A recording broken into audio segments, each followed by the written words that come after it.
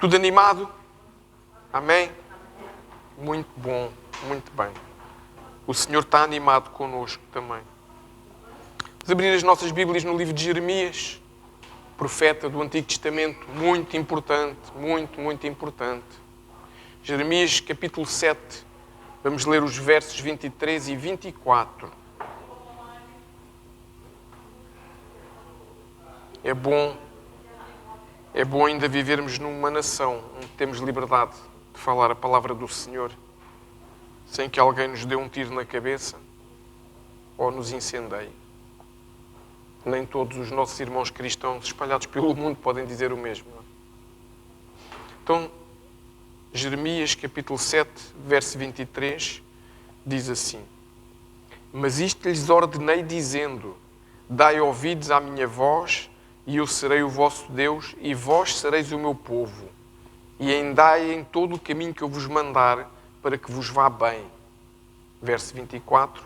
Mas não ouviram, nem inclinaram os seus ouvidos, mas andaram nos seus próprios conselhos, no propósito do seu coração malvado, e andaram para trás e não para diante. No Espírito Santo, entregamos este tempo nas tuas mãos. Peço que nos possas abençoar, trazendo a tua palavra, trazendo a tua direção. Que a tua palavra seja lançada nos nossos corações, Senhor, como uma semente que dê fruto, que germine, que permaneça e que possa trazer mudança e transformação. Por isso te peço também que possas preparar os nossos corações para serem essa terra fértil. Abre os nossos ouvidos espirituais, Senhor, tira toda a distração que possa estar na nossa alma, toda a preocupação que possa estar na nossa mente, Senhor. Possamos estar somente conectados com o teu Espírito Santo. É o que eu oro e te peço, Senhor, no nome santo de Jesus. E para a glória do Deus Todo-Poderoso. Amém. E amém. Este texto sagrado fala-nos sobre dar ouvidos à voz de Deus, não é? Ou pelo contrário, não dar ouvidos, não é? O verso 23 fala-nos que devemos dar ouvidos e o 24 diz o que acontece se nós não damos ouvidos à voz de Deus. Às vezes parece que é repetitivo, mas nós temos que ouvir muitas vezes a mesma coisa para fazer mudança, porque a Bíblia nos ensina também que a nossa fé vem pelo ouvir e ouvir a palavra de Cristo. Então, quanto mais nós ouvimos, mais a nossa fé vai sendo alimentada. Quanto mais nós ouvimos, mais nós vamos quebrando alguns sofismas que fomos aprendendo ao longo da vida, quebrando alguns paradigmas, alguns conceitos e preconceitos que criámos. Deixa-me dar-vos um exemplo que não tem nada a ver com isto, como às vezes a nossa infância nos influencia, aquilo que a gente ouve na escola. Deixa-me dar-vos um exemplo meu. Eu, quando estava na terceira classe, tinha um professor que era fantástico. Lembro-me dele, não faço ideia do nome, mas lembro que era um professor que todos nós gostávamos. Mas ele tinha um ritual que é absolutamente errado, que hoje se alguém falar nisso, ainda vão atrás do homem e lhe põem um processo, se calhar já nem está vivo. Ele tinha o hábito, a cada dia, e lembra-se, hoje em dia ainda é assim, o professor da primária dá as disciplinas todas. Portanto, por classe a gente tinha um na primeira classe, um na segunda, na terceira, na quarta classe. Esse meu professor da terceira classe tinha o hábito de cada dia havia um aluno que ia à rua, à papelaria mais próxima, comprar um maço de SG Ventil para ele, de tabaco. Ou seja, na altura não havia as coisas que há com o tabaco. Claro que ele não fumava na aula, nada que se parecesse. E nós, crianças de 9 anos, sentíamos todos importantes, que o professor nos dava o dinheiro, sei lá, nem sei quanto é que era, em escudos, saímos, nos deixavam sair, andávamos 100 metros à papelaria, não atravessávamos rua nem nada, o perigo não era nenhum.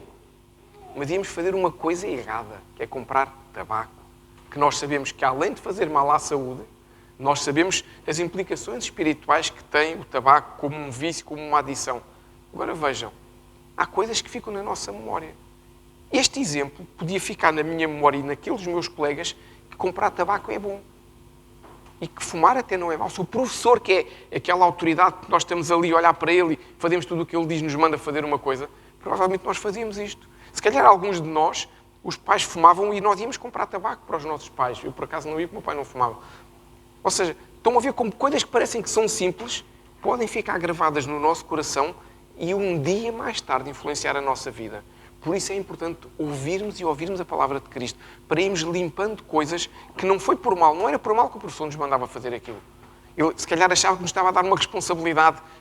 Acredito eu que era mais por isso, uma brincadeira, mas pequenas coisas que nós fomos ouvindo do mundo, pequenas coisas que o mundo nos vai falando desde crianças, que às vezes ficam inculcadas no nosso coração.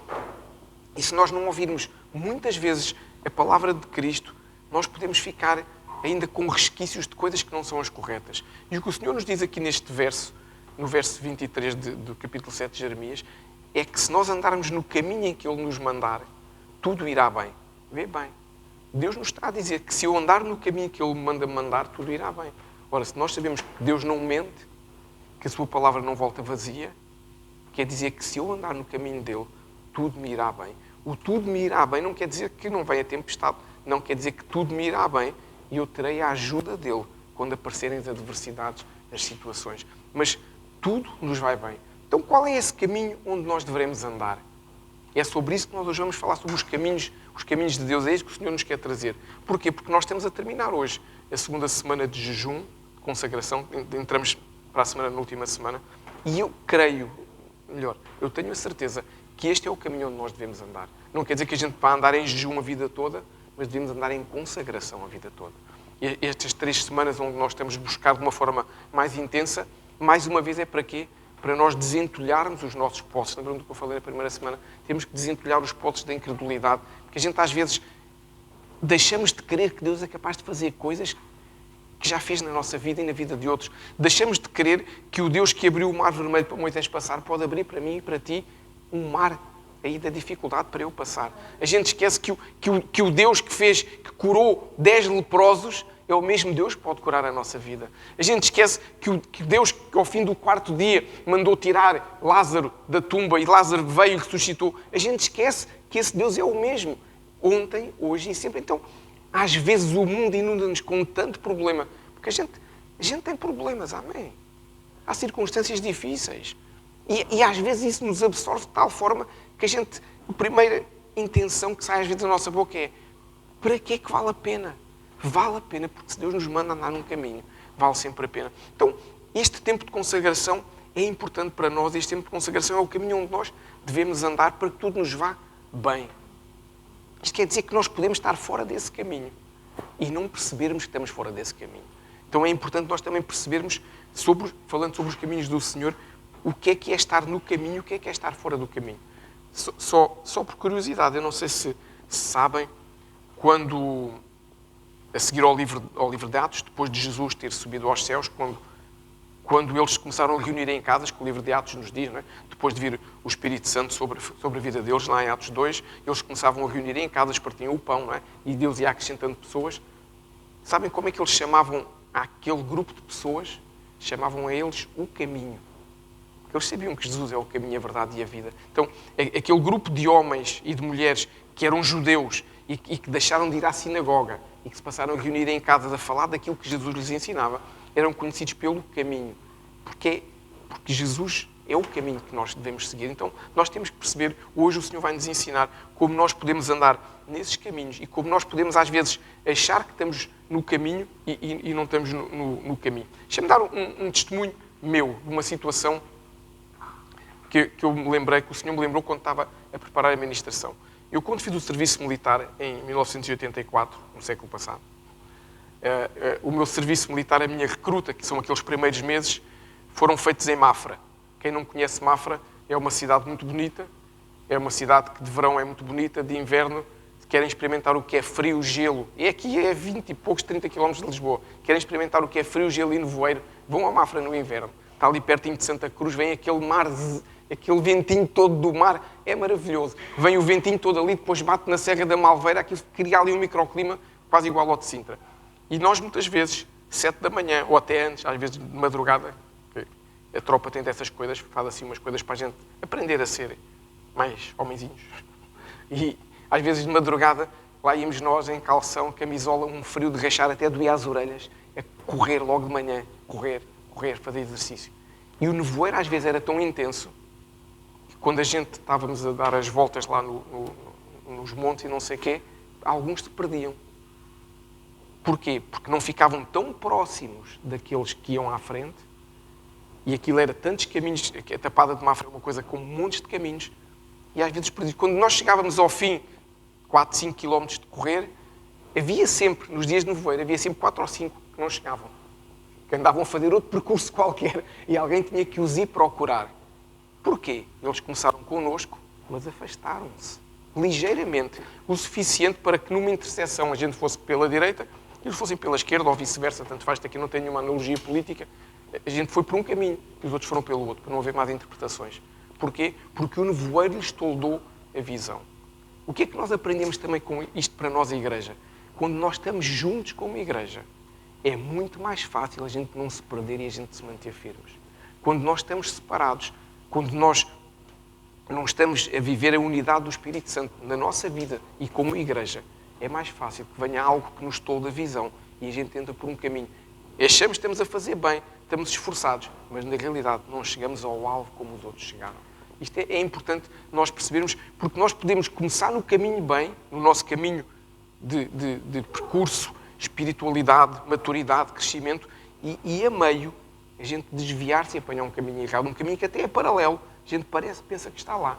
E nós, seja por falta de visão ou porque estamos a seguir alguém que anda no caminho errado, e infelizmente hoje na internet há muita gente que um dia já esteve no caminho certo, homens e mulheres de Deus que um dia estiveram no caminho certo e hoje, seja porque entraram com outros valores ou outras coisas, se perderam completamente e estão no caminho errado. Então nós temos de ter esse cuidado de saber se estamos no caminho certo e não nos perdemos e, acima de tudo, termos unidade.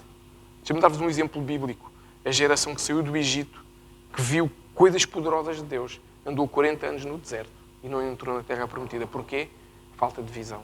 Josué e Caleb, quando foram espiar a Terra Prometida, tiveram a visão correta. Viram os gigantes, viram os problemas, mas tinham uma promessa de Deus. Isso era mais importante. A visão de Deus era mais importante que a visão do mundo. Os outros 10 só tiveram a visão do mundo. E por causa disso, andaram 40 anos no caminho errado, às voltas. Quem conhece essa zona, se um dia forem lá e fizerem esse percurso, veem que a pé, o que eles demoraram 40 anos, demora-se 4 dias a fazer a pé o percurso. Andaram 40 anos. Para quê? Para irem limpando a incredulidade que entrou no coração deles. Então, nós conseguimos perceber que quando não se dá ouvidos à voz de Deus, como diz Jeremias, que foi o resultado destes homens, eles saíram do caminho de Deus. E eles tinham visto o Mar Vermelho a abrir, como eu disse há pouquinho. Eles tinham visto as 10 pragas do Egito. Eles viram coisas poderosas, mas deixaram de dar ouvidos à voz de Deus. Para quê? Para dar ouvidos ao seu próprio coração. E quando nós fazemos isso, quando eles fizeram isso, eles perderam-se no meio do caminho. Mas atenção, um pormenor importante. Deus não deixou de os apoiar. A Bíblia nos diz que o Senhor, durante o dia, tinha uma nuvem para os proteger do sol imenso que havia no deserto. A Bíblia nos diz que durante a noite o Senhor levantava uma coluna de fogo para os aquecer, porque no deserto a noite é rigorosa, para os aquecer e para afastar os animais selvagens. Deus continuava a cuidar da vida deles, mas eles não estavam no caminho de Deus. Deus continuava a dar-lhes comida, o maná todos os dias, mas eles não estavam no caminho de Deus. E nós, às vezes, podemos achar que estamos no caminho de Deus porque até estamos bem, mas temos que nos examinar constantemente. É uma tarefa que um cristão deve ter, é examinar a sua vida constantemente para ver se há alguma coisa que eu acho que estou no caminho de Deus e não estou no caminho de Deus e me perco como estes homens do Egito. E nós podemos perceber uma coisa também com este exemplo, olha, este exemplo, que belo, este exemplo desta geração que saiu do Egito. Eles viram coisas poderosas, mas o coração deles ficou mais agarrado, talvez, às obras de Deus do que ao próprio Deus. Ficaram mais agarrados, talvez, ao milagre. E o que o Senhor nos diz nesta passagem é que se nós nos ligarmos a Deus e dermos ouvidos à sua voz, Ele será o nosso Deus e nós seremos o seu povo. Diz lá no verso 23. Isto é poderoso. Então, qual é o ponto importante que nós tiramos daqui para poder andar no caminho, ouvir a voz de Deus? Não sei se vocês repararam, Deus não diz em momento nenhum aqui no profeta Jeremias, e nesta altura o povo já não estava no deserto, amém? O povo já não estava no Egito, o povo já estava estabelecido. Em nenhum momento Deus diz, para andarem no meu caminho têm que me dar dinheiro. Em nenhum momento Deus diz no profeta Jeremias, para andarem no meu caminho têm que fazer sacrifícios, holocaustos. Deus não diz nada disso. Têm que fazer, não sei, Deus não diz nada disso. Para andar no caminho e ouvir a sua voz. O obedecer aos mandamentos, por exemplo, é para quê? É para eu não estar em pecado. São coisas distintas. Eu posso andar no caminho e ter alguma coisa que me impede de estar em paz com Deus e livre com Ele. Portanto, o que Deus nos diz é, se eu ouvir a sua voz, Se ouvirmos a sua voz, andaremos no seu caminho. Claro, se eu ouço a voz de Deus, dificilmente eu tenho uma vida de pecado, porque o Espírito Santo vai me incomodar e vai me dizer: deixa de fazer isso, deixa de roubar a maçã do Pingo Doce. O Pingo Doce nunca imaginou que ia ter uma propaganda tão boa como esta. É impossível eu ouvir a voz de Deus e não me sentir confrontado no meu íntimo com coisas que eu faço e que o Espírito Santo vai dizendo: eu estou triste porque tu fazes isso. É impossível, é uma questão de tempo. Então, ponto importante, ouvirmos a voz de Deus. Como é que nós podemos ouvir a voz de Deus? Nós podemos ouvir a voz de Deus de várias formas. O que a Bíblia nos ensina é que há pelo menos 7 formas diferentes de nós ouvirmos a voz de Deus, mas as mais comuns, sem entrar hoje em grandes detalhes, são através da oração, através da leitura da palavra ou através da palavra que alguém entregue, seja porque nos traz uma palavra personalizada através da boca do Espírito Santo, seja porque nos está a ministrar. Então, se a oração e a leitura da palavra não são algo habitual na minha vida, quer dizer que eu tenho menos probabilidades de ouvir a voz de Deus. Isto é uma questão de aritmética, não é rocket science, isto é uma questão de aritmética. Se eu não leio a Bíblia, se eu não oro, é difícil. Deixem-me perguntar-vos uma coisa. Se eu não telefonar para algum de vocês, vocês conseguem atender uma chamada minha? Difícil. Se eu telefonar, consegue. Porque telepatia só nos filmes. Ou seja, se eu não falar com a Letícia, ela não sabe que eu lhe estou a pedir para fazer alguma coisa. E ela está convencida que está a fazer o quê? Estou a fazer bem. Ou seja, se nós não ouvirmos a voz de Deus através da oração ou da leitura da Bíblia, nós vamos ter muita dificuldade em ouvir a voz de Deus e dificilmente poderemos andar no seu caminho. Porquê? Claro que alguém me pode entregar uma palavra todos os domingos, claro que nós podemos ter momentos em que alguém traz uma palavra do Senhor, mas isso não pode ser o nosso alimento diário. O nosso alimento diário como cristãos deve ser através da oração e da leitura da palavra. Então, o que é que acontece se eu não ouvir a voz de Deus? O verso 24 é claro, diz que em vez de eu avançar, eu ando para trás, porque dou ouvidos ao meu coração. Por isso é que nós dizemos muitas vezes aqui do altar, que enquanto que no mundo natural, se eu vou fazer uma caminhada, eu paro para ver uma montra e fico exatamente no mesmo lugar e vejo a montra, o que quer que seja que lá tenha, seja roupas, perfumes, produtos, o que quer que seja, e eu seguir retomo a minha caminhada no mesmo sítio, eu como cristão, como crente, quando eu estou na minha caminhada espiritual, quando eu paro, eu quando vou retomar não estou no mesmo sítio, eu recuei. Porque é o que a Bíblia nos diz aqui em Jeremias. Se eu paro, eu ando para trás. Porque tudo o que eu já fiz, tudo o que eu deixei de fazer, começa a vir ao de cima. Tudo aquilo que eu enterrei lá no dia em que eu me batizei, tudo aquilo que ficou no Antigo Egito, aquela mochila pesada que eu deixei para trás, aquilo começa a voltar à minha vida. Porquê? Porque nós somos seres humanos. E como somos seres humanos, é natural que isso aconteça. Deixa-me dar-te uma notícia. Tu és um ser humano. Não és à prova de falha, nem à prova de bala. O Senhor, quando nos fez, fez-nos um espírito que tem uma alma e que habita no corpo. Quando eu paro, o espírito deixa de comandar a minha vida e aos poucos começa a ser a alma a comandar. E a alma são as minhas emoções, as minhas dores, as minhas tristezas, as minhas bipolaridades. São essas coisas todas que vêm ao de cima e que fazem o quê? Fazem que eu comece a reagir com o meu coração, como diz aqui no verso 24. Então, ponto 1. Vamos ser mais inteligentes e ouvir a voz de Deus, que é o que o Senhor nos aconselha. Amém. Imagina tu querias montar um negócio e sabias que vinha aqui a Portugal a pessoa mais famosa do mundo, o empreendedor mais famoso do mundo, a montar esse negócio, esse tipo de negócio, o que quer que seja. O que é que ias fazer? Ias lá ouvir o conselho que ele tinha para dar. Sei lá, imagina, se querias começar a fazer eu não vou entrar para não fazer publicidade a ninguém. Seja ele qual for, vinha aí a pessoa mais famosa do mundo a fazer repousados. Tem a maior empresa do mundo de repousados. É o multimilionário, está na Forbes, nas 10 maiores fortunas do mundo. Vem a Portugal grátis dar um conselho. Se eu quero montar um negócio daqueles, vou ouvir o conselho dele. E no final, se tiver a oportunidade, até lhe vou perguntar: olha, eu queria montar este negócio lá em Santa Marta do Pinhal. Qual é a melhor estratégia de o fazer? Comece com uma loja, comece com compras online. Como é que eu faço? E tudo o que ele ouvisse, eu gravava, pedia autorização, gravava para nunca mais me esquecer. É o que Deus nos está a dizer para fazer. Queres o conselho sobre quem criou o mundo? Queres o conselho de quem criou tudo o que vês e o que não vês? Queres o conselho daquele que era o mesmo ontem, hoje e será eternamente e que quer o melhor para ti? Ouve a minha voz. Então Deus está-nos a dar aqui um conselho. O problema é que muitas vezes nós achamos que temos tudo controlado aqui, não é? Somos os maiores, e não temos, porque se tivéssemos a nossa vida não tinha problema nenhum, é ou não é? Se dependesse de mim, eu não tinha as dificuldades que tenho com os meus filhos. Se dependesse de mim, aquilo já estava tudo. Mas eu não consigo, tem que ser Deus a fazer. Então, quando nós percebemos que nós sozinhos não conseguimos fazer coisas, é quando nós começamos a ouvir mais facilmente a voz de Deus. Então, que a gente possa ter essa preocupação. E o que é que muitas vezes nos faz com que a gente não ouça a voz de Deus? É que às vezes nós estamos mais interessados nas obras que Deus faz, naquelas coisas glamourosas, naquelas coisas que chamam a atenção, nos milagres. Às vezes estamos muito mais interessados no movimento e nas obras do que naquele que faz as obras.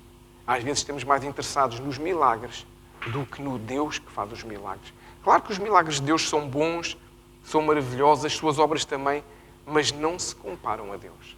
Por maior que seja o milagre, não se compara ao Deus dos milagres. Por maior que seja a movimentação do Espírito Santo, por maior que seja a cruzada, por maior que seja o avivamento, não se compara ao Deus que permite que tudo isso aconteça e que promove isso. E infelizmente há pessoas, e eu conheço algumas, que passam a vida atrás do movimento, atrás do profeta X, do profeta Y, atrás do milagre, e perdem a oportunidade de ter intimidade com o Deus do milagre. Eu conheço pessoas, e se calhar alguns de vocês também conhecem, que ouvem que no dia não sei das quantas vem cá aquela pessoa super famosa lá do não sei de onde, e a pessoa move a sua vida para lá estar. Mas até lá, se calhar não leu uma única vez a palavra e não orou um único momento. Mas vai lá, vivem do movimento, vivem realmente da glória de Deus a acontecer. E é fantástico e maravilhoso. Mas a vida deles é muito vazia, porque não têm Deus na sua vida. E o mais importante é, quando nós temos intimidade com o Deus dos milagres, os milagres são uma consequência normal ao nosso lado. É normal nós participarmos disso e até mais. É normal o Senhor poder usar a nossa vida para que outros possam ser abençoados. Nós não devemos andar com Deus por causa das suas obras, das suas bênçãos, mas sim por causa de quem Ele é. E nós temos que perceber isso. Deus é bom, Deus ama cada um de nós, Deus quer o melhor para cada um de nós, Deus não quer que ninguém se perca, Deus não quer que ninguém tenha problemas, Deus não quer que ninguém passe por situações difíceis. Então nós temos que ouvi-lo, temos que dar ouvidos à sua voz. E é importante nós percebermos a diferença entre viver no caminho que Deus tem para nós ou viver atrás dos feitos ou das obras que o Senhor faz. Abra a Bíblia comigo no livro de Salmos. Vou-te mostrar um exemplo bíblico que faz toda a diferença. Vamos ler o verso 7 do Salmo 103, que é um exemplo que nós conhecemos e que o Senhor nos vai trazer hoje para percebermos a diferença de andar no caminho de Deus ou quando o nosso coração está em Deus. Salmo 103, no verso 7, diz assim, é o Senhor a falar, através da voz do salmista, da voz não, da pena. Fez conhecidos os seus caminhos a Moisés e os seus feitos aos filhos de Israel. Ou seja, o que é que o Senhor nos está a dizer através desta palavra? Que o povo conhecia as obras, o povo conhecia os milagres, o povo conhecia os feitos dele, mas Moisés conhecia, além disso, conhecia os caminhos de Deus. Porquê? Porque Moisés era o líder do povo? Não. O Senhor não faz exceção de pessoas. A Bíblia nos diz isso. Porque Moisés era alguém que teve intimidade com Deus. Porque Moisés foi alguém que colocou Deus em primeiro lugar, independentemente das outras coisas. E nós temos isso bem claro numa passagem, acho que é no capítulo 33 do livro de Êxodo, acho que é no capítulo 33, há uma passagem em que o Senhor está completamente irado com o pecado de Israel e Deus diz algo do género, eu não vou mais com vocês. A partir de agora, não vou porque vocês têm comportamentos inaceitáveis. Eu vou enviar um anjo, esse anjo vai-vos guiar até à terra prometida, esse anjo vai batalhar por vocês as batalhas que forem precisas, esse anjo vai cuidar de vocês e vai-vos ajudar no que for necessário. Vamos ser honestos, agora que ninguém está aqui a ouvir, somos só nós. Talvez qualquer um de nós aceitasse esta proposta de Deus. Imagina, Deus chegava até aqui e dizia assim, não te preocupes mais, vou enviar um anjo para cuidar de ti. Não te vai faltar nada, não te vai faltar dinheiro, não te vai faltar uma família funcional, não vais ter dificuldades, ele vai batalhar por ti. Imagina, eu acho que qualquer um de nós dizia assim, onde é que eu assino? Negócio fechado, adjudicado. Fantástico, vamos para a terra prometida. Pessoal, vamos, que o anjo vai connosco, Vamos já para lá, isto vai ser mais rápido que no Concorde. Mas Moisés não fez isso. Moisés disse exatamente o oposto. Moisés disse para o Senhor uma coisa muito simples, mas poderosa. Se o Senhor não for connosco, não nos faça sair daqui. Ou seja, para Moisés o importante não era chegar à Terra Prometida. Para Moisés o importante não era alguém que tratasse dele. Para Moisés o importante era a presença de Deus. Era, eu vou no caminho para a Terra Prometida sim, mas com Deus. Sem Deus, não. Sem Deus eu não quero. Eu sei o que era viver sem Deus. O que Moisés está a dizer, linguagem do século XXI, minha. Eu já conhecia o que era a vida sem o Deus presente quando o faraó mandava na minha vida. Eu já conhecia a vida sem o Deus presente quando o faraó me chicoteava, quando o faraó me fazia de escravo, quando o faraó dizia o que eu comia, o que eu bebia, o que eu dormia. Eu já conhecia essa vida e eu não quero. Eu prefiro estar aqui num deserto momentâneo até chegar à Terra Prometida com o meu Deus. Ou seja, ele sabia dar valor ao que já teve ou que passou a ter quando conheceu um Deus vivo e verdadeiro. Claro que ele conhecia Deus por aquilo que ouvia os mais antigos, os anciãos ensinarem, mas nunca tinha estado face a face com Deus. Mas aqui nesta altura, Moisés começou a estar face a face com Deus, começou a ter essa intimidade. Ele diz claramente, eu não estou interessado no que Deus pode fazer, eu estou interessado em Deus, na sua presença. Nem que Deus me puxe a orelha de vez em quando, nem que Deus de vez em quando me diga, fiz esta asneira e eu fico com aquele pesar. Eu prefiro isso a não o ter e só viver os seus milagres. E é isso que o Senhor nos está a dizer isso. A sua presença é mais importante que os milagres. Será que nós hoje éramos capazes de fazer como Moisés? Será que se Deus nos dissesse assim, vou enviar um anjo que vai resolver os problemas todos, será que nós aceitávamos? Ou será que nós faríamos como Moisés? É bom para nós pensarmos, para nós podermos avaliar, porque talvez a nossa primeira sensação é pensar isto fosse, se o anjo resolvia-me tanta coisa, mas eu iria afastar-me da presença de Deus porque ia dar mais importância à resolução dos meus problemas. Eu acredito sinceramente que estes 21 dias em que nós estamos a buscar de uma forma mais intensa a presença de Deus, destes 21 dias em que nós estamos em jejum, em oração diária, nos possam ajudar a priorizar o que realmente é importante na nossa vida. Deixa-me dizer-te uma coisa. Naturalmente falando, nós iremos sempre ter mais vontade de fazer coisas que sejam agradáveis ao nosso homem natural. Claro. Por isso é que é importante nós lutarmos exatamente contra a nossa natureza carnal, como alimentando o nosso espírito, através da leitura da palavra, através da oração. Esta semana, num dos dias da oração, honestamente não me recordo qual foi o dia. O Senhor entregou, mas quem teve, lembra-se de certeza. O Senhor entregou-nos, num dos dias da oração, entregou à pessoa que estava a liderar essa oração, a palavra para nós não nos alimentarmos das obras da carne, mas sim das obras do Espírito. E as obras da carne são claras, está lá em Gálatas 5, quais são as obras da carne, e está lá em Gálatas 5, quais são, acho que é entre o 18 e o 23 ou 24, quais são as obras da carne e as obras do Espírito. E o Senhor entregou-nos essa palavra, porquê? Porque nós estamos numa semana e estamos a orar por arrependimento, por consagração, por perdão, e eu creio que não foi por acaso que o Senhor nos entregou esta palavra. Por isso nós temos que perceber, nós não podemos dar asa à nossa carne de forma nenhuma. E quando às vezes nós damos porque falhamos, porque, como eu disse, nenhum de nós é à prova de bala, amém? Qual é o momento imediato? Deve ser o quê?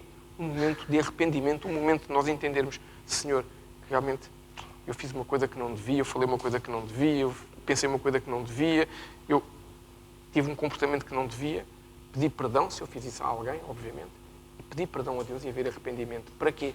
Para não darmos legalidade para que o inimigo das nossas almas possa pegar nisso e com base nisso vir dizer, não, ele fez isto, portanto eu tenho esse direito.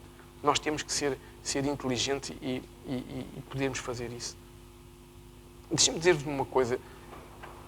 Eu creio nos milagres de Deus. Eu não estou a dizer isto porque não creio nos milagres de Deus. Se há alguém que tem milagres na sua vida e na sua casa, sou eu. Eu creio que nós deveremos ser uma igreja onde já vivenciámos muitos milagres, ainda deveremos vivenciar mais.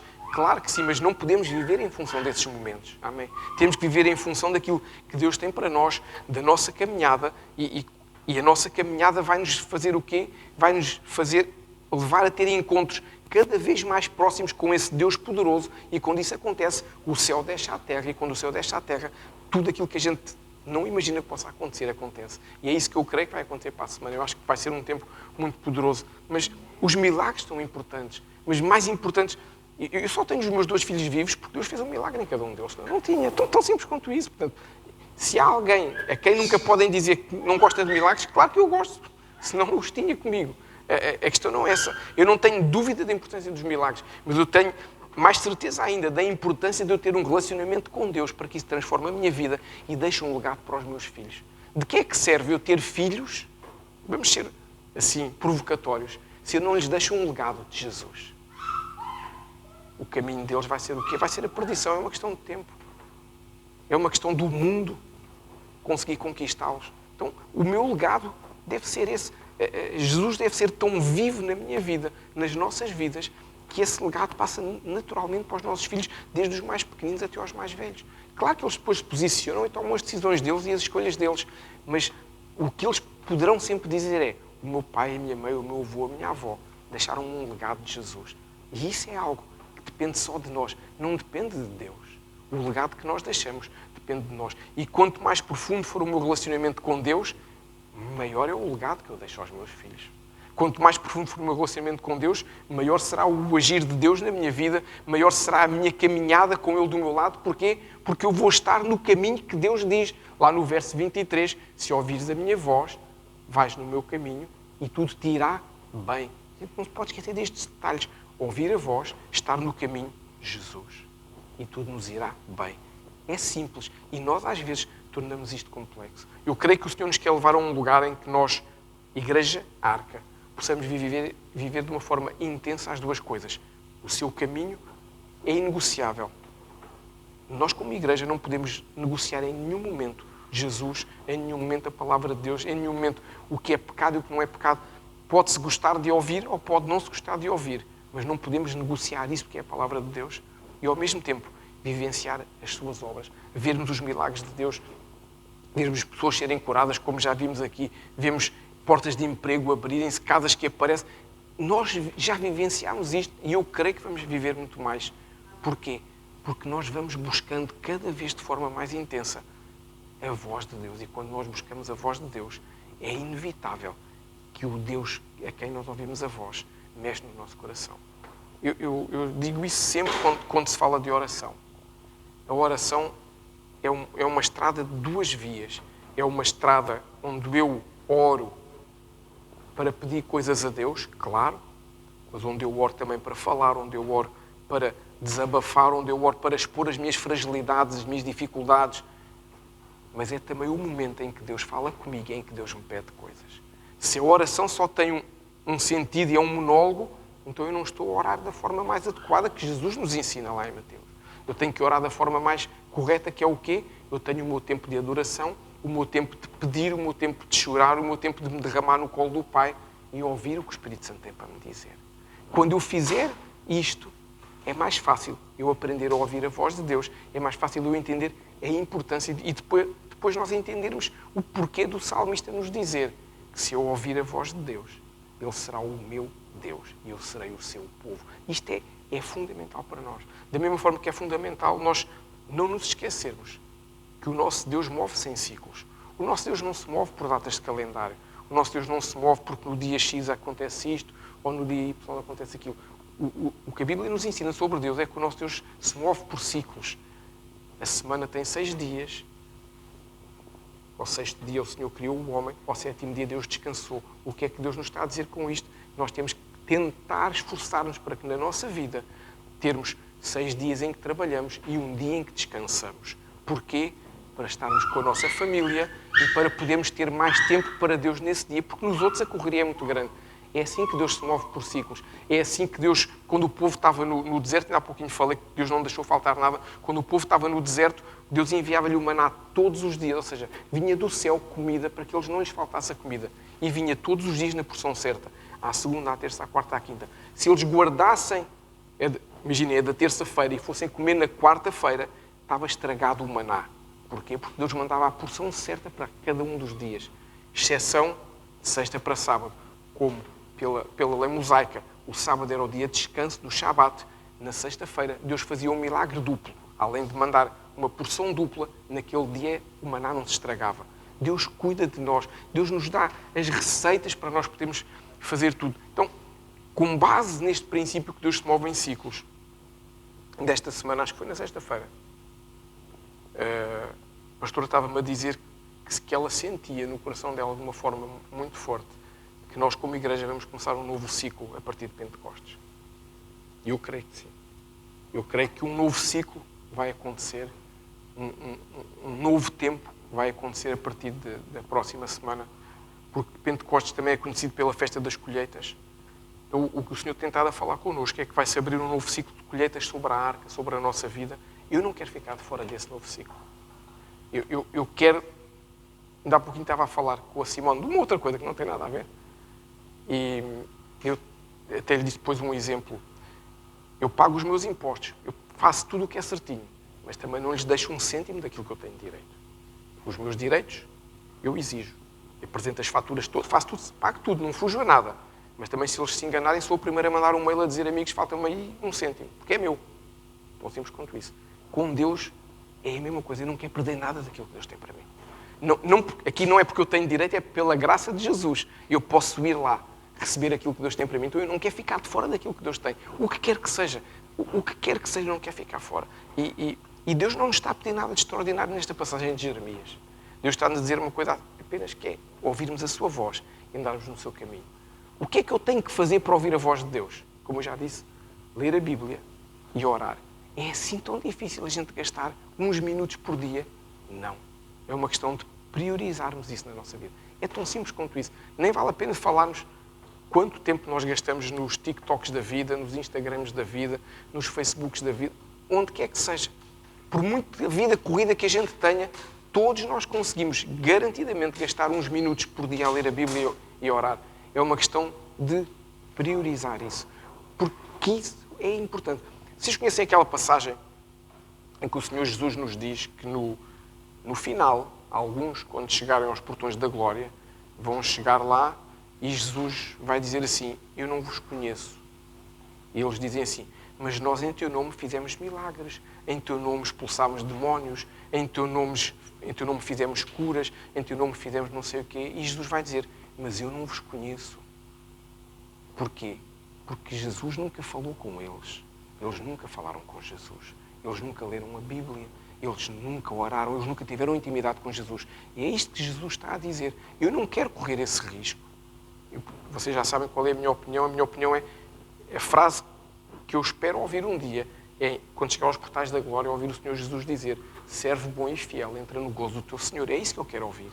Não quero ouvir dizer que não me conhece. Posso não ter muitos milagres para contar, posso não ter muitos feitos para contar, mas que Jesus me conheça das noites de oração. Que Jesus me conheça do tempo em que eu choro no colo dele a pedir ajuda. E isso é toda a diferença.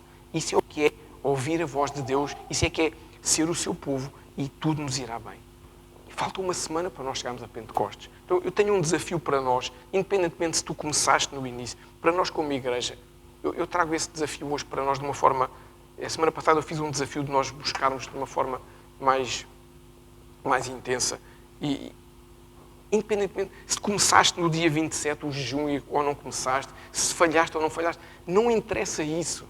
Eu não estou... Sabe quem é o acusador? Eu não sou o acusador. O acusador chama-se diabo. Eu trago a palavra de Deus, amém? Não venho acusar ninguém. Se falhou um dia, se falhou dois, se não fez, se teve medo. Não é isso que está em causa. O que está em causa é que falta uma semana. Então que a gente, nesta semana, a gente ainda se esforce mais a ter tempo com Deus. Deixa-me dar-vos um exemplo. Amanhã a gente temos um feriado. Porquê é que a gente está...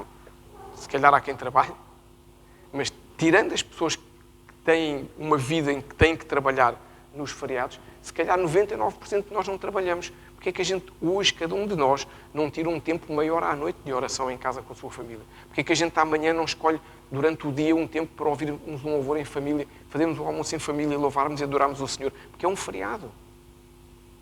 Aqueles que trabalham em Lisboa, que vivem em Lisboa, ainda têm a quinta-feira também de feriado, que é feriado municipal. Que a gente aproveite esta semana todos os bocadinhos para mudar alguma coisa na nossa vida.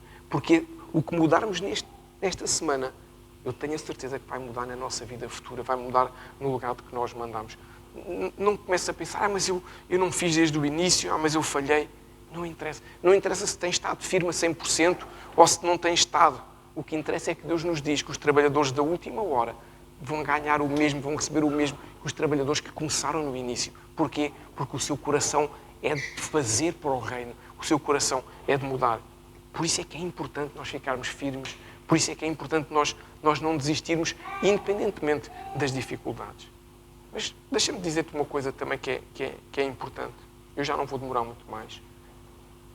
Por vezes, nós mesmo andando no caminho que o Senhor nos manda, por vezes mesmo ouvindo a voz do Senhor, nós parece que não saímos do mesmo lugar. Parece que estamos... Não sei se alguma vez já algum entrou numa escada rolante ao contrário, sem dar por isso, não é? Eu já me aconteceu.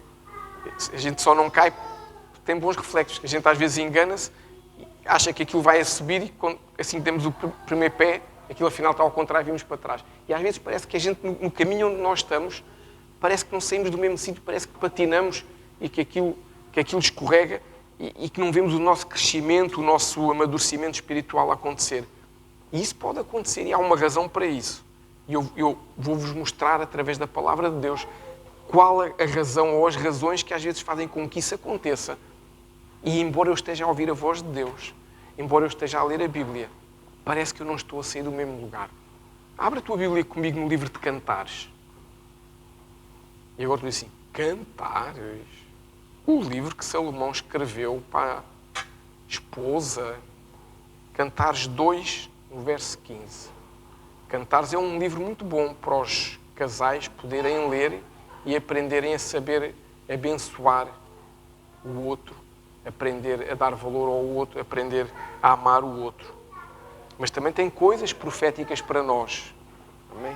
Então, Cantares 2, no verso 15, diz assim: apanhai-nos as raposas, as raposinhas que fazem mal às vinhas, porque as nossas vinhas estão em flor.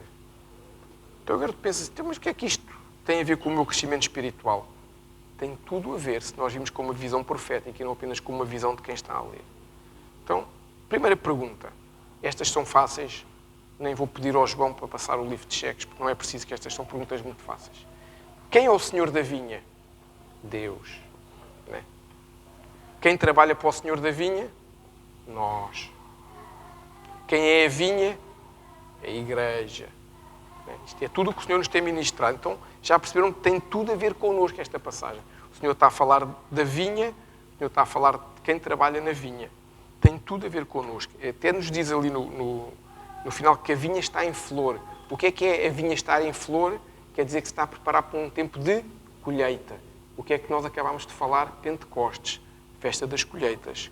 Um novo ciclo. O que Deus nos está a mostrar aqui de forma profética, claramente, é que estamos a florir aquilo que nós temos semeado em choro, em jejum, em oração, aquilo que nós temos semeado em princípios, em fidelidade. Vamos começar a colher como igreja. Um tempo novo Arca está quase a fazer 4 anos, faz em novembro 4 anos. Eu sei que vai ser poderoso esse tempo também. Então, o que a Bíblia nos está aqui a dizer é que está a preparar-se um tempo novo de colheita aqui em Pentecostes, um novo ciclo. Mas uma coisa que nós também aprendemos, porque somos inteligentes e já andamos cá há algum tempo, uns há mais tempo do que outros, mas andamos cá há algum tempo, é que quando nós intensificamos a nossa oração, quando nós estamos prestes a colher algo de Deus, é quando o inimigo se levanta para tentar impedir que isso aconteça. Fazendo o quê? Fazendo coisas que nos levem a sair do caminho. Ou seja, para impedir este novo ciclo na tua vida, na minha vida e, consequentemente, na vida da igreja, o inimigo está a tentar fazer coisas, está a tentar levantar situações, está a tentar levantar diz que dizes, está a tentar levantar coisas estranhas, porque é assim que ele funciona. Ele não funciona de uma forma honesta, porque ele é mentiroso e falso. Ele funciona de uma forma subreptícia, em que vai levantando pedrinhas aqui, pedrinhas dali, a gente escorrega, cai e põe logo a culpa no do lado, que não tem culpa nenhuma, porque nós somos humanos. Então, ele está a querer fazer isso. E esta passagem fala-nos de coisas para nós estarmos atentos, não só para este período, mas para analisarmos na nossa vida. E fala-nos de 2 coisas distintas, as raposas e as raposinhas, que não é a mesma coisa, embora possa parecer que são. A raposa é um animal inteligente, talvez dos mais inteligentes que há. É um animal que é astuto, é um animal... Não sei se vocês alguma vez tiveram... quem viveu no campo sabe como é que as raposas atuam. As raposas criam confusão e distração para poder roubar galinhas. É assim que elas fazem. Elas não atacam durante o dia quando as pessoas estão a ver. Elas criam situações, são inteligentes, fazem buracos, fazem coisas para ir roubar. Como as minhas férias eram passadas no campo, no norte, muitas vezes havia raposas que iam roubar galinhas e coisas e não sei o quê. E a gente percebe isso. A raposa não usa a força. A raposa usa a inteligência. É um animal super inteligente. Usa a falsidade, a matreirice, as coisas, as distrações. Então, este é o primeiro alerta que o Senhor nos está a dar, para estarmos atentos às distrações. E há 3 semanas atrás o Senhor já nos falou sobre isso. Para estarmos atentos às distrações, para estarmos atentos às confusões que possam estar a ser criadas no nosso meio, na nossa casa, no nosso emprego, na nossa zona com quem nós nos damos. Termos essa preocupação e estarmos atentos. Porquê? Para não nos deixarmos enredar nelas. Porque a gente vai ali, cai naquela confusão e a raposa faz a festa. Já está. Rouba-nos o que pode e o que não pode. Até quem gosta de filmes de ação ou de filmes de policiais ou do género, sabe? Muitas vezes, quando eles querem atacar um alvo, fazem o quê? Criam uma distração para os outros ficarem ali e eles podem ir atacar o outro alvo. Até no mundo real isto acontece. Portanto, é isso que o Senhor nos está a dizer. Então, este alerta para nós é para quê? Para cada um de nós podermos pedir ao Senhor que nos dê discernimento em cada situação que tu achas que é estranha que está acontecendo na tua vida. Tudo aquilo que possas achar que é estranha, que esteja a aparecer, pede ao Senhor que te mostre a razão daquilo existir e que te ensine a não cair naquela esparrela que está ali a acontecer. Que é muito fácil a gente cair nas coisas. É muito fácil a gente fazer leituras de coisas que está a ver, dizermos. Sabem que uma palavra lançada não volta atrás. A gente às vezes lança uma palavra até sobre nós, sobre a nossa família, sobre os filhos, sobre não sei o quê. Se isso acontecer, a gente tem que se arrepender, tem que pedir perdão e cancelar isso, porque no mundo espiritual ela está escrita.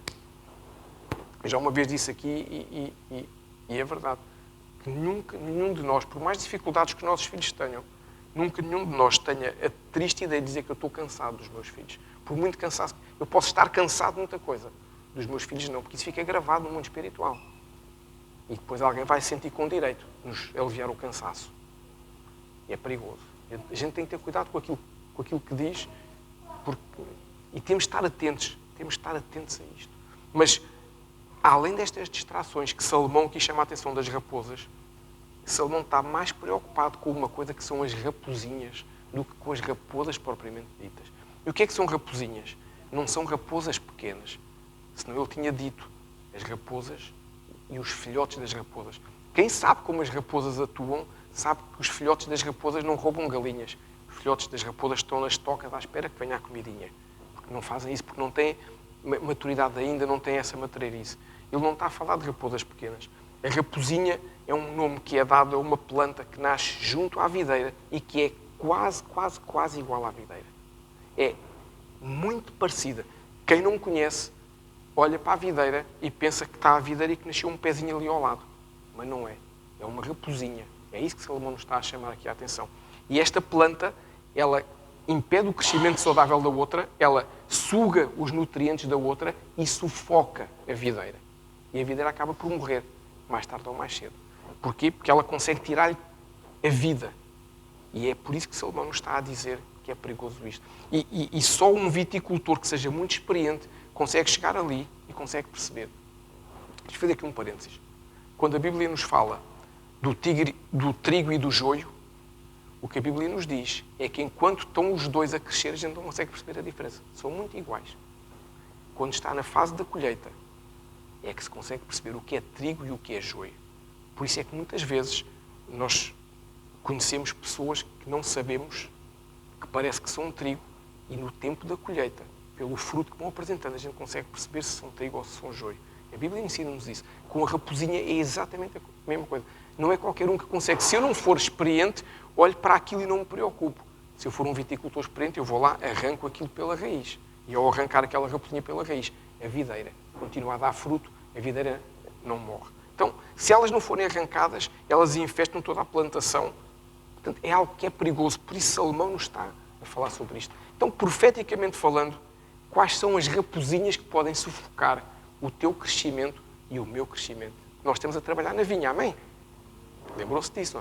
Então, o que há que pode chegar aqui a nós com um ar quase normal, com um ar insignificante, mas que nos pode tirar a vida espiritual, que nos pode fazer não viver a vida que Deus tem para nós e depois andarmos naquele tal caminho em que nós patinamos e não saímos do mesmo sítio.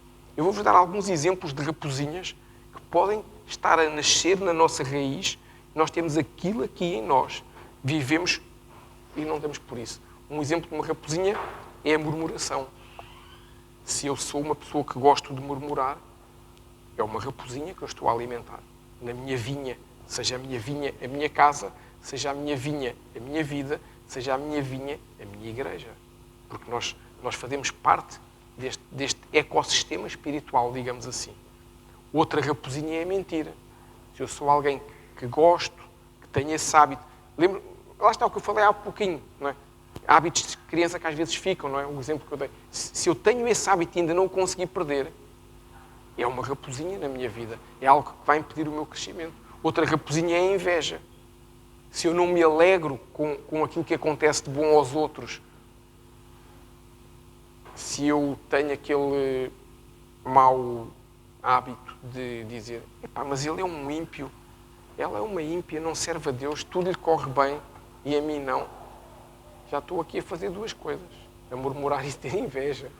É o 2 em 1 como aos shampoos. Maravilhoso, tenho logo duas raposinhas. A gente tem que ter cuidado, porque a gente às vezes, se ele está a ser abençoado, fantástico. A maior bênção vai ser minha quando eu vou para o céu. A gente não pode ver as coisas dessa forma. E a gente às vezes... E criou-se um clichê que é a inveja santa há uns anos. Criou-se assim, eu tenho inveja santa. Não, ou tenho inveja ou não tenho inveja. Se a inveja não é santa, a gente não pode ir por aí. Mas é... Não.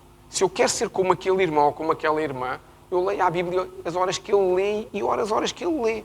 E as coisas, se calhar, acontecem de forma diferente na minha vida. Então, essas raposinhas são importantes. Outra raposinha que às vezes toma conta da nossa vinha é a religiosidade.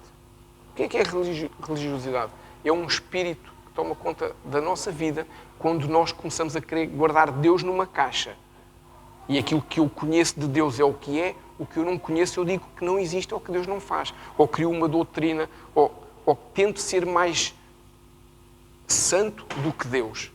Há várias formas da religiosidade chegar à minha vida. E é uma coisa que eu tenho que estar preparado para perceber, pedir ao Espírito Santo. Nesta semana, principalmente. Vocês já repararam, cada palavra que o Senhor nos foi dando, foi-nos falando de coisas para nós fazermos na semana seguinte. Eu acho isso extraordinário, a forma como Deus vai fazendo estas coisas. Outra raposinha chama-se orgulho. Quando eu sou orgulhoso. Uma coisa é eu sentir-me bem com uma coisa que eu fiz, com uma vitória que eu tenho. Amém? Glória a Deus por isso. Outra coisa é eu começar a andar com o nariz um pouquinho mais levantado porque consegui alguma coisa ou fiz alguma coisa. Isso é orgulho. E o orgulho afasta-nos de Deus. A Bíblia nos diz que o orgulho precede a queda. Foi assim com o outro que estava lá em cima. Anjo de luz, querubim ungido, o mais poderoso de todos, o orgulho tomou conta dele. Nós não podemos deixar que o orgulho tome conta do nosso coração, seja no que for. Outra raposinha é a crítica ou o julgamento. O Senhor não nos chama para criticar nem julgar.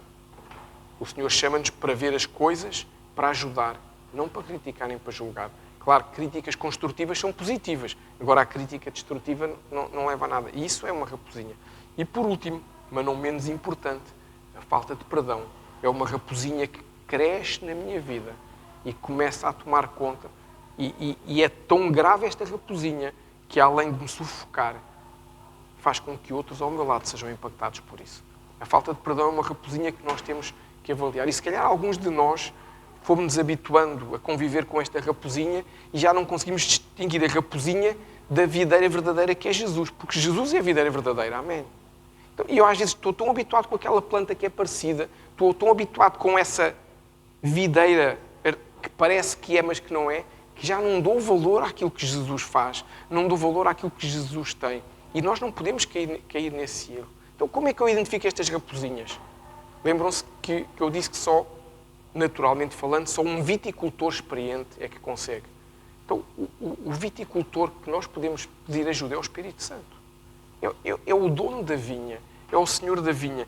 Ele pode nos ajudar. Então, o alvo que nós temos de Deus para esta semana, para esta última semana de consagração, é nós apertarmos a malha. Isto é como se fosse a rede da pesca. Não sei se vocês sabem como é que funcionam as redes de pesca. Por exemplo, as determinações da União Europeia têm várias diâmetros para certos tipos de peixe, consoante a escassez que há ou o excesso de peixe que há. Por exemplo, não se pode apanhar peixe muito pequenino, que é o peixe que ainda vai crescer e vai promover que haja mais peixes a seguir. E há tipos de peixe que a malha é grande. O que Deus nos está a pedir agora é, nós na primeira semana começámos com uma malha assim, na segunda semana o Senhor pediu-nos para apertarmos a malha, e agora o Senhor nesta semana está-nos a pedir para apertarmos a malha ainda mais um pouquinho, que é começarmos a olhar para aquelas coisas que nós achamos que não são importantes, mas que o Espírito Santo nos está a dizer que são importantes. Estas pequeninas coisas. Ou seja, além do arrependimento, nós podemos identificar se temos raposinhas na nossa vida, nós podemos identificar se isso existe e eliminá-las de uma vez por todas. Então, qual é o meu conselho? Que nós, no nosso tempo de oração diário, não só o tempo em que nós temos como igreja a orar às 8h30 da noite, não só nesse tempo, não, no tempo em que eu tenho um devocional com o Espírito Santo, um devocional com Jesus, que eu possa pedir para que o Senhor Espírito Santo me mostre se eu tenho alimentado alguma raposinha destas no meu coração, na minha casa, na minha vida, no meu casamento, em mim, se eu tenho alimentado alguma raposinha, e pedir para que ele arranque pela raiz, porque ele arranca pela raiz, porque ele é o viticultor experiente. Deixa-me dar-te um alerta. Nós estamos numa guerra. Desde o dia, não sei se sabes isso, eu sei o dia em que eu aceitei Jesus. Desde esse dia que eu estou numa guerra. Eu não tenho culpa nenhuma, mas eu escolhi o lado oposto ao lado onde eu estava. Então o lado onde eu estava foi como se pusesse um alvo nas minhas costas e disse, é aquele, porque já lá está, já lá está. Não é preciso trazer ninguém para as trevas, que já lá está. O que eu quero trazer para as trevas é quem? É quem está na luz. Amém? Então nós somos um alvo. Desde o dia em que a gente decidiu aceitar Jesus, batizar-nos, começarmos o nosso crescimento espiritual, independentemente das falhas que possamos ter ou não, desde esse dia que nós somos um alvo a bater nós e a nossa casa. Porque nós saímos de lá, saímos das trevas para o reino maravilhoso da luz de Jesus. Então nós temos que perceber isso, temos que ter essa percepção que mesmo quando nós achamos que está tudo calmo, é quando temos de estar mais atentos. Pensa assim comigo. Se tu quisesses atacar alguém, imagina, numa guerra, tu ias atacar essa pessoa no momento em que ela está mais atenta ou no momento em que ela está distraída? Distraída. Como é que nós, quando éramos crianças, fazíamos partidas uns aos outros na escola e não só? É quando estão todos atentos a olhar no recreio? Não. É quando a pessoa está distraída. Já tocou a campainha, já está aí para a sala descansada. É nessa altura que voa qualquer coisa. Era assim. Não sei se vocês eram assim tão hábeis, mas era nessas alturas que voava um caderno ou uma coisa qualquer. Porque a pessoa está distraída. Já pensou que acabou? Não acabou nada. Aqui connosco é igual. Pensaste que acabou? Não acabou. Só acaba no dia em que fores para o céu. Só nesse dia que acaba a guerra. Então, nós temos que estar atentos e temos que ser sábios, não ficarmos melindrados às vezes com algumas coisas que o Espírito Santo fala connosco. A gente às vezes fica melindrados até com o Espírito Santo, quando o Espírito Santo nos diz assim, com muito amor, abre a pestana, vê o que estás a fazer de errado. A gente fica melindrado. Não podemos ficar melindrados muito menos com o Espírito Santo. Pelo contrário, temos que avançar em direção a Jesus, trilhando esse caminho. Amém? Então, aperta a malha. Podemos ficar de pé para terminar. Aperta a malha esta semana, no teu tempo de oração, no teu tempo em que buscas o Senhor Jesus, no teu tempo em que vais ouvir a voz dele. Aperta essa malha. Deixa-me dizer-te uma coisa. Ser corajoso, ser corajosa para ir falar isso com o Espírito Santo. É preciso nós termos coragem para chegar ao Espírito Santo e dizer, Senhor, eu sei que se calhar tem alguma área na minha vida onde isto não está bem. Senhor, eu sei que há áreas na minha vida onde isto talvez não esteja a funcionar bem. Nós temos de ter coragem para fazer isso. Porque a nossa primeira ideia talvez seja deixarmos as coisas andarem para ver se nada, se não andamos muito nas vistas, para vermos se a maré não mexe muito. Mas na realidade, nós temos de ter essa coragem e essa ousadia de ir ao Espírito Santo pedir essa ajuda. Podemos fechar os nossos olhos para orarmos.